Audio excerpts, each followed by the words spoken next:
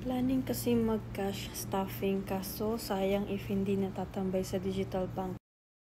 Ang satisfying panoorin nung mga cash stuffing content na dumadaan dito sa F1. Nakakatuwa panoorin pero minsan nanghihinayang ako. Kasi parang yung savings nila, mga nakikita ko na dumadaan sa FYP is 5 digits. Meaning nasa libo na yung savings nila pero nandun lang nakatambay sa envelope. So kung para sa akin mas maganda, sabi ko kung ako yun sana mas maganda kung ilagay sa digital banks kasi may tubo. Though syempre iba-iba naman tayo ng preference, yung iba mas prefer siguro yung ganun para mas nakikita nila at mas nahahawakan. Sa ganun ako nag-start.